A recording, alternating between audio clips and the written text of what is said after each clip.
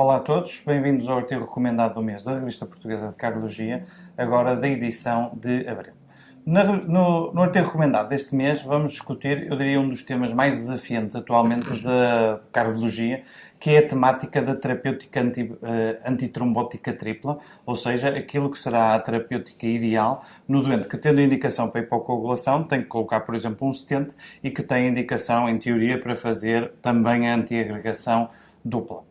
Isto a propósito de um ensaio clínico que foi recentemente publicado, que é o ensaio clínico Augustus, e que, no fundo, vai ter um desenho muito interessante, que vai ter um desenho fatorial de 2:2 e que nos vai permitir responder a duas perguntas relacionadas precisamente com esta terapêutica tripla.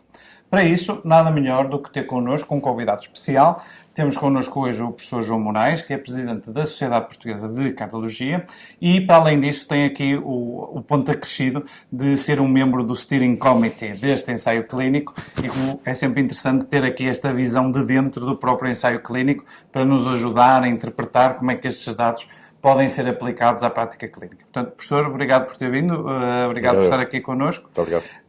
E, se calhar, a primeira pergunta que eu começaria por lhe perguntar é, se calhar, a primeira pergunta também que o Augusto tentou responder, que é, naquela comparação de antagonistas da vitamina K versus NOACs, no caso era o Apixaban, como é que nós hoje em dia vemos esta utilização de qual é a estratégia preferencial em termos de anticoagulação?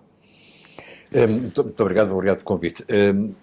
É importante situarmos o tema, recordando que a estratégia terapêutica convencional para estes doentes é uma estratégia tripla, antivitaminas K mais dupla antiagregação plaquetar, e esta estratégia nunca foi validada do ponto de vista de eficácia. Não temos esta ideia. Temos a noção apenas é que ela é fortemente sangrante, é responsável por muita taxa de hemorragias, mas do ponto de vista de eficácia ela nunca foi testada. E, portanto, aquilo que tem vindo a acontecer nestes últimos anos com o terceiro estudo, que este é o terceiro estudo, que visa perceber qual é a melhor estratégia terapêutica, é até que ponto é que os não antivitaminos K, os NOACs ou DOACs, como alguns preferem, poderão ser superiores à antivitamina K no que respeita à segurança.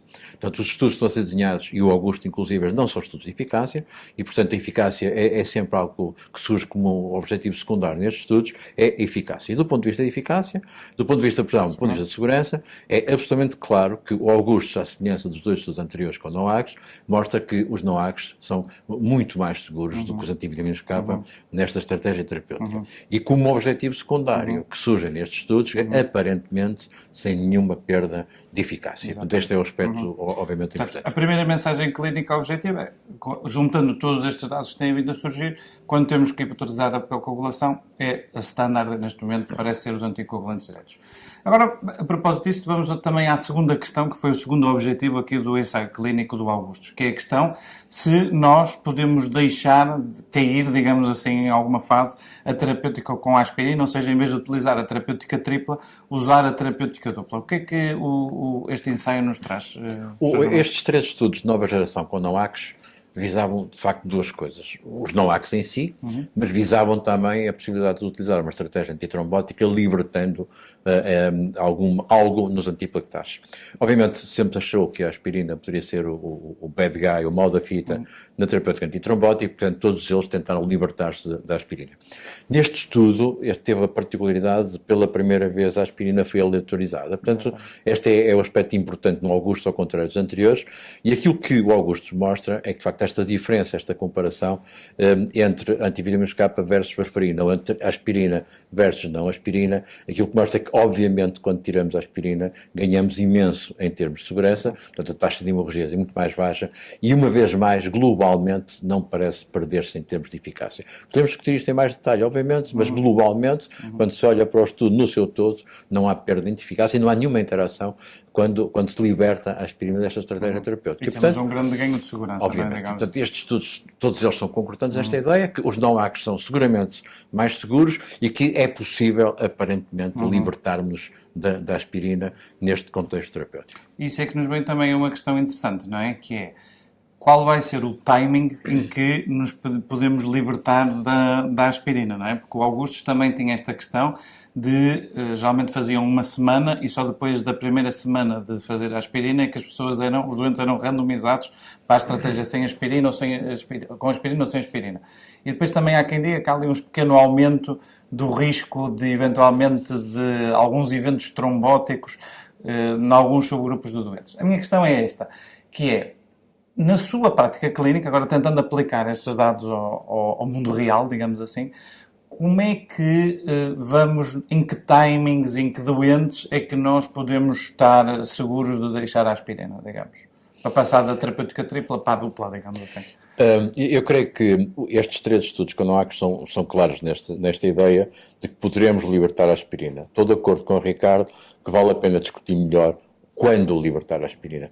Portanto, os estudos, temos que olhar para eles quando é que o estudo é desenhado, quando é que os doentes são aleatorizados e, como o Ricardo referiu, o Augustus tem este dado adicional. Os doentes são aleatorizados 6,6 dias após a admissão, portanto, o que significa que os doentes foram tratados com aspirina durante 6 dias. Exato.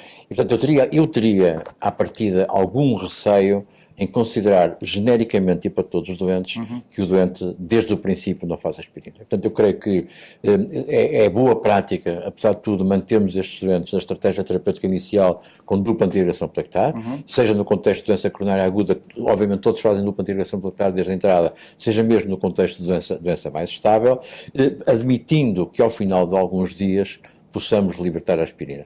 E aqui é algo de bom senso. Ou seja, os doentes com cargas antitrombóticas mais elevadas, com o número de stents maiores, com bifurcações e lesões complexas, eu seria tendente a manter a aspirina durante mais algum tempo e não abandoná-la de imediato. Os stents hoje são muito seguros, e portanto, mesmo quando dizemos que alguma acréscimo de trombose pode ser verdade, mas os stents de nova geração são muito seguros e, portanto, permitem-nos encarar isto de uma forma mais simples. Portanto, eu globalmente diria que, sim senhora, acho que estamos em condições de nos libertarmos da aspirina, mas eu não a libertaria nos primeiros dias, particularmente na doença coronária aguda. O Augusto, só para terminar, vai apresentar no ESC uma subanálise olhando para os doentes com intervenção e os doentes sem intervenção, porque este é o primeiro estudo que tem doentes sem intervenção. Os outros eram todos com intervenção e este tem doentes com síndrome coronário agudo sem intervenção. Apesar de tudo, pode ser uma subanálise que pode dar-nos mais alguma informação. E vai aqui haver o espaço para a arte da medicina, não é? Nesta felizmente. Individualização terapêutica, que se calhar isto é o que interessa a todos nós. Claro, felizmente. Professor, obrigado por ter vindo, por ter estado aqui connosco. Muito obrigado. E fica aqui o desafio para continuarem a seguir o artigo recomendado do mês da Revista Portuguesa de Cardiologia.